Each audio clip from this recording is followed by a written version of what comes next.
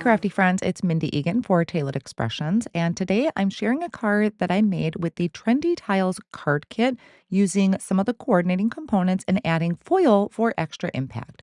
Now let's take a look at the supplies I'm using today. I have the Trendy Tiles foilets. I have three different panels, so three different designs. The QuartreFoil cutting plate, Trendy Hellos Stamp and Cut die combo, the Arch Stacklets, the A2 Layer Stacklets.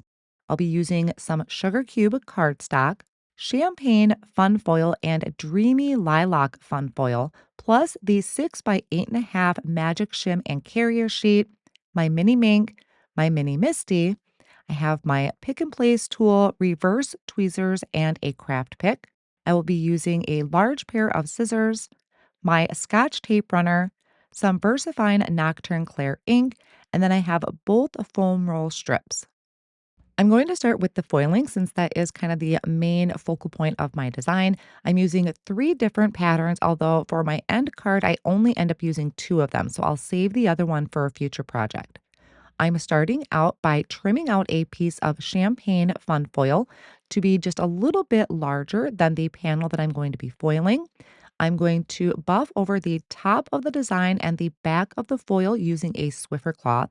And then I'm going to place this inside of my 6 by 8.5 carrier sheet and feed this into my mini Minc machine, which I had warming up off on the side.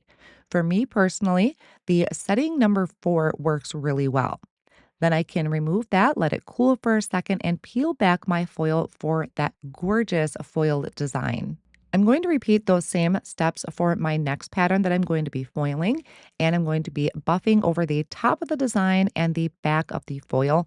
Now, sometimes the actual pattern does kind of peek out past the foil, and I'm okay with that. Some of that toner could transfer or will transfer to the carrier sheet, but it's a very, very minimal amount. So it's not going to obstruct my view with my carrier sheet, but just be aware of that.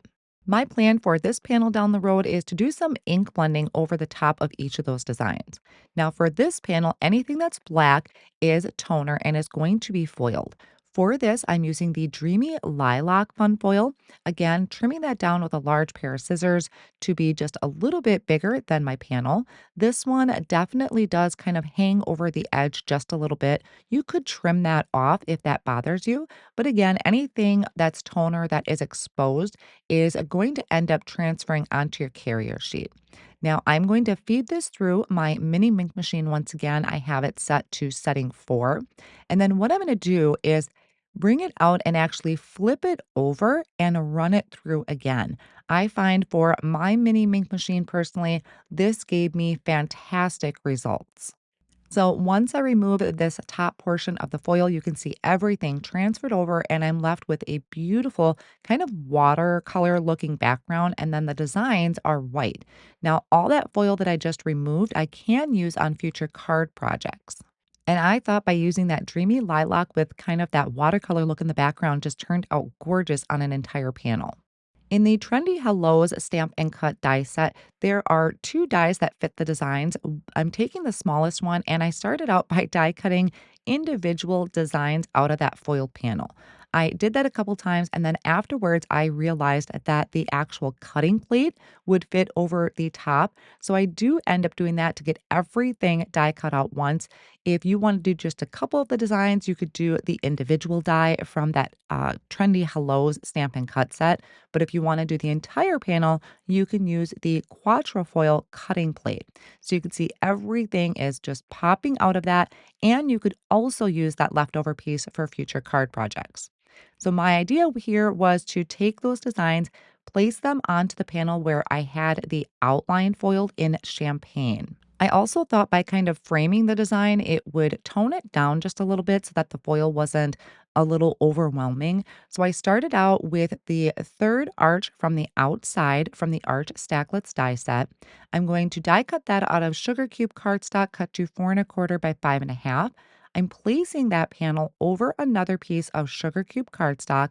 I lined up the next arch down and I'm going to run that through the die cut machine. So I'm essentially creating a double window. It's just going to add a little bit more depth and interest to the card project. And I love how the arches look with this design.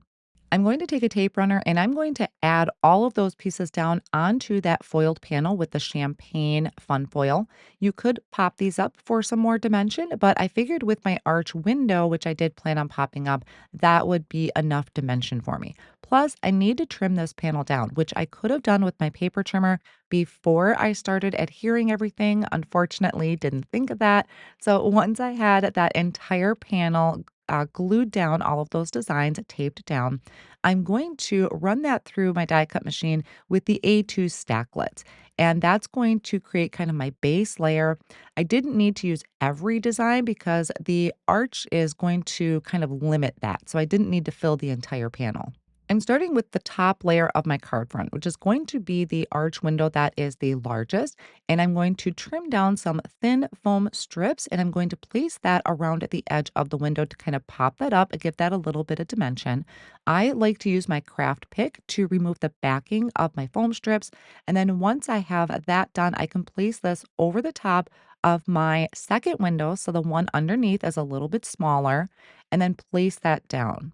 Then I'll flip that entire panel over. Again, I'm going to trim down my thin foam strips to fit it around as a frame, remove the backing of my foam strips, and then add this over the top of my design. You may want to also add a little bit of liquid glue to the back of your foam tape so that it can give you some wiggle room because once this is put down onto your design, it's staying there. It's really hard to remove those foam strips. So you may want to use a little bit of liquid glue to give you the little wiggle room to adjust it. Anything that might be overhanging, I just trimmed off with my large pair of scissors. And now I'm going to work on a sentiment. So I'm using the Hello sentiment. That is from the Trendy Hellos Stamp and Cut die combo.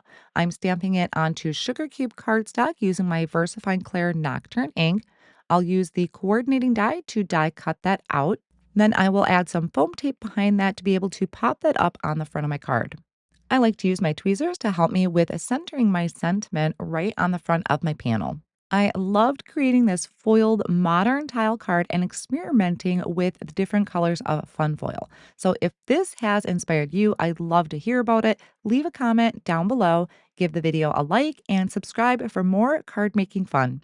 You can find these products now available over at tailoredexpressions.com.